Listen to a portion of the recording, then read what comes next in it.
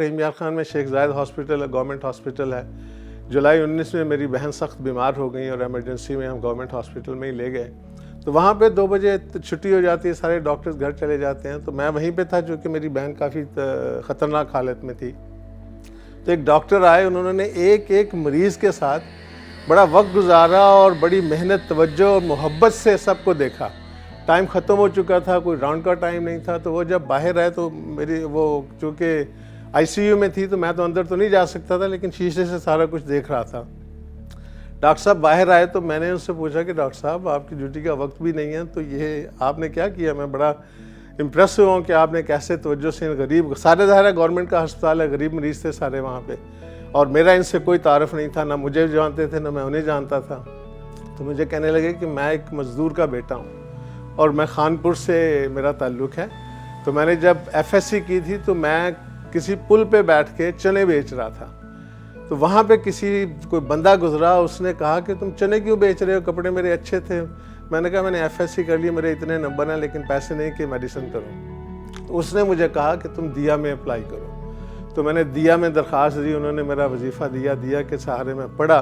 तो अब मैं पे बैक कर रहा हूँ इस सूरत में कि जो गरीब लोग आते हैं उनका मुफ्त इलाज करता हूँ, उनको देखता हूँ, उन पर तवज्जो देता हूँ। I was stunned. मेरा दिल चाहा कि रियली मेरी आंखों में आंसू आ गए। ही हैड नो आइडिया कि मुझ पे इतना असर क्यों हो रहा है, ना मैंने उसे बताया। I did not to insult his integrity, लेकिन really this was an amazing story. And मैंने कहा ना सिर्फ उसका पे बैक था, मुझे अल्लाह मियां ने डायरेक्ट पे बैक दे दिया कि मेरी बहन को इस तवज्जो से उसने बगैर जाने हुए, बगैर कुछ किए हुए देखा।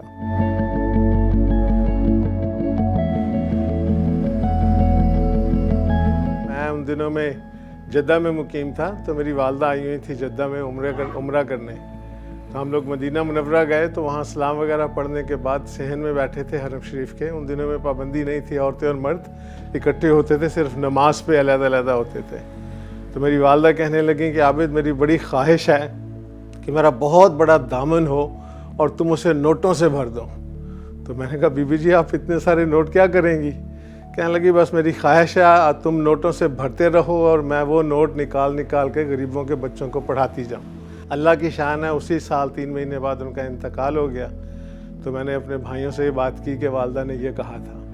तो हमने फिर उसी साल खानपुर में दिया की इब्तिदा की, और पहला मुझे याद है, पहले साल में हमने 30 बच्चे स्पॉन्सर किए थे और 30,000 रुपये की उनको डोनेशन दी थी। इत्तेफाक से बिफोर द गल्फ वॉर नूर आबिद साहब और हम पड़ोसी थे कुवैत में। तो मैं गवर्नमेंट ऑफ कुवैत के लिए काम कर रहा था, वो EY में थे। तो वहाँ दोस्ती हो गई उनसे, दोस्ती then developed into a very close दोस्ती।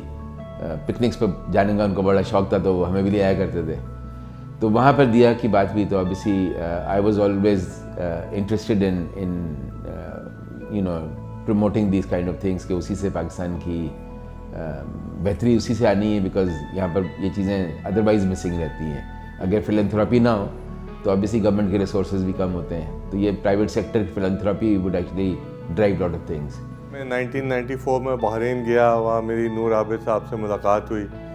उस वक्त ये इदारा कनीज़ फातिमा के नाम से चला रहे थे, तो उसमें हमने थोड़ा बहुत कंट्रीब्यूशन करने की कोशिश की।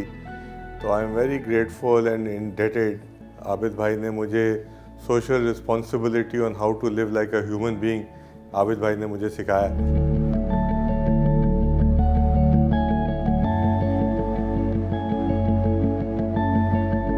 30 साल में अल्हम्दुलिल्लाह 5 लाख से ज़्यादा बच्चों को हम पढ़ा चुके हैं, कई हज़ार डॉक्टर बना चुके हैं, कई हज़ार इंजीनियर बना चुके हैं। हमने ऐसे ऐसे बच्चे देखे हैं। एक हमारा बेटी है हमारी, राइट, उनके वालिद साहब पेट्रोल स्टेशन में पंचर लगाते थे, वो बच्ची आज PhD कर रही है। एक पेशावर का स्टूडेंट था, वो भी इसी तरह BSc में था और पैसे नहीं थे, तो उसको भी किसी ने दिया का बताया, उसको स्कॉलरशिप दिया।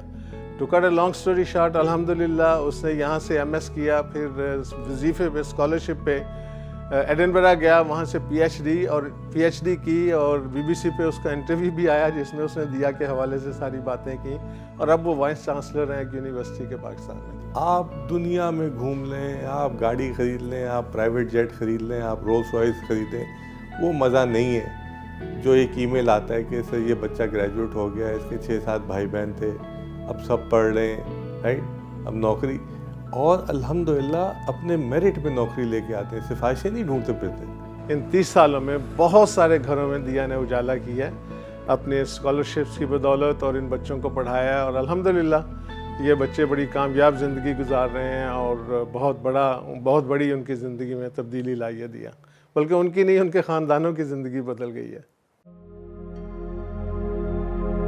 जब सही लोग आते हैं तो लोग उन पर ट्रस्ट भी करते हैं। 100% of the charity that you give, we give to the end user.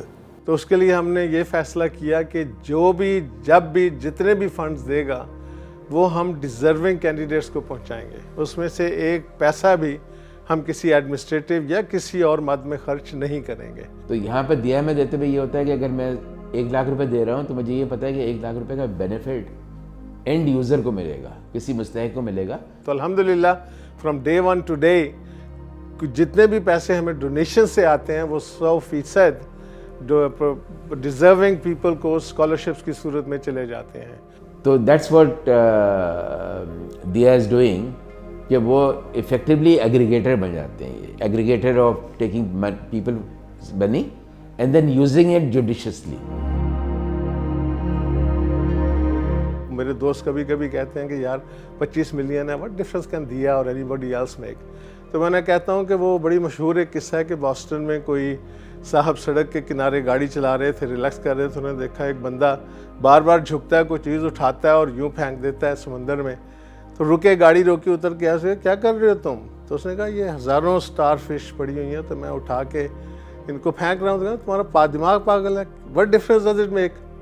तो उसने एक मछली उठाई, उसको पानी में फेंका और कहा इस मछली के लिए it makes a difference of life and death. Basically दिया यही कर रही है कि जिन बच्चों को लेके आगे बढ़ रही है उनके लिए कोई और उम्मीद नहीं है।